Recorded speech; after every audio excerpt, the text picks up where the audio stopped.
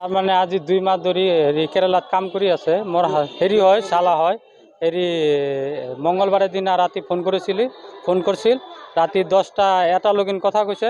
তাৰ পাছত সিদিনা ৰাতি বেলা হাৰ্ট এটেক হৈ মৰিছে। তাৰতো বয়স বেছি হোৱা নাই 26 বছৰ। হেৰি মঙ্গলবাৰে দিনা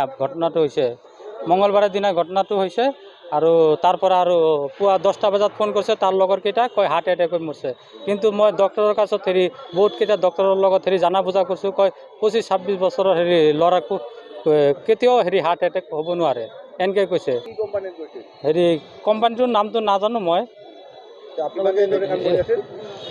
চাটাৰিঙৰ কাম কৰি আছিল আজি 2 মাহ ধৰি।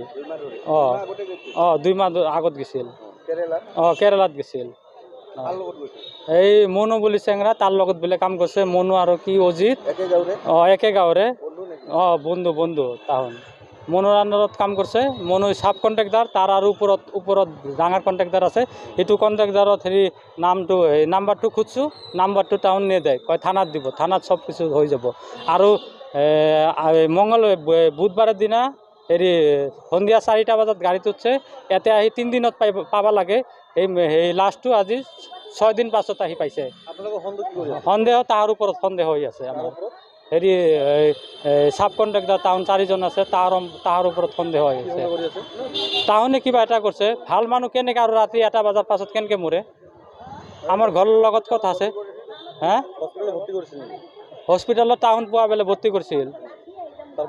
তাৰ পৰা হেৰি ৰিপৰ্ট চিপৰ্ট টাউন বনাই আনছে কৈছে হাৰ্ট এটেক হৈছে বোলে এনেকৈ কৈছে আমাক।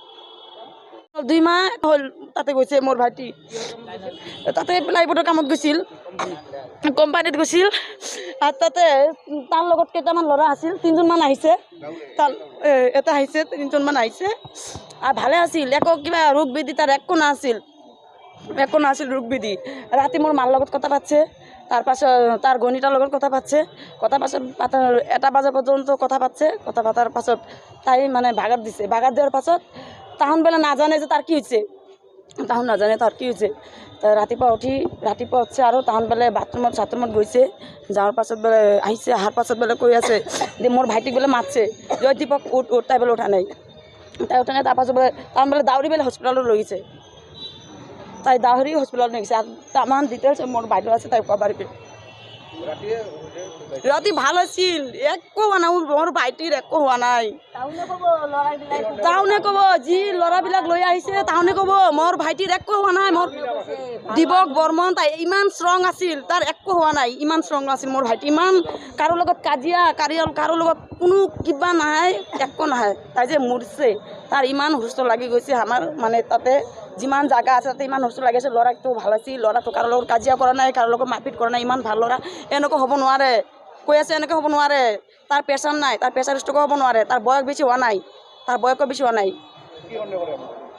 আমাৰ লগত সন্দেহ কৰোঁ মোৰ ভাইটিক এনে মাৰা নাই তাক মাৰছে। কিবা হৈছে মোৰ ভাইটিৰ মোৰ কিবা এটা হৈছে মই জানো কিবা এটা হৈছে।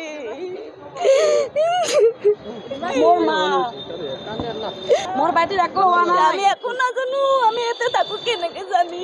ঘটনাটো হৈছে কিবা সি ফাৰ্ষ্টত আমাৰ লগত কাম কৰিছে 3 সপ্তাহ হ'ল 1 সপ্তাহ কাম কৰিছে সি। তাৰপিছত 1 সপ্তাহ কাম কৰাৰ পইচাটো লৈছে সি। পইচা লোৱাৰ পিছত কিবা যিদিনা মৰিছে সি দিনত কাম কৰিছে আমাৰ লগত 1 ঘণ্টা অভাৰটাইমো কৰিছে আৰু 6টালৈকে কাম কৰিছে। তাৰপিছত মোক কৈছে তোৰ কিবা ভাত বনোৱাৰ দিন আজি তই ভাত বনা মই বজাৰত যাই আছোঁ মোক পইচা দি। মই 500 টকা দিছোঁ ইয়াক। বজাৰ কৰিব গৈখিনি আৰু আহিল বজাৰৰ পৰা। তাৰপিছত আৰু মই ভাত বনাইছোঁ সি আৰু মোৰ লগত মই আৰু মাংস বনাইছোঁ। মাংস বনাই তাৰপিছত 2 কিলোমান মাংস লৈ আহিছিল। তাৰপিছত মই ভাতটো বাঢ়ি দিছোঁ সি আৰু চব্জিটো ভগাই দিল। মোক আৰু কৈছে যে কালি ৰাতিপুৱা অলপ খান থৈ দে ৰাতিপুৱা কাম কৰিম যেথেন অলপ কিবা আলু কিবা ভাতত লগাই দিম এইখিনি চব্জিত হৈ যাব। তাৰপিছত একেলগত খাইছোঁ ভাত চাত খাইছোঁ আমি 2-3জনে ভাত খাইছোঁ। খাই কিনি সি ইয়াৰ ৰুমত যাই শুইছে। তাৰপিছত তাৰ কিবা যে ৱাইফ আছে ইয়াৰ লগত ৰাতিৰ 12টা-1টা পৰ্যন্ত লগত আৰু ভিডিঅ' কলত কথা কৈছে। তাৰপিছত একবাৰ মই কৈছোঁ কি ইমান ৰাতিত কথা পাতি আছ তই কালিত কি কাম নকৰ নেকি? কৰিম দে বাছ।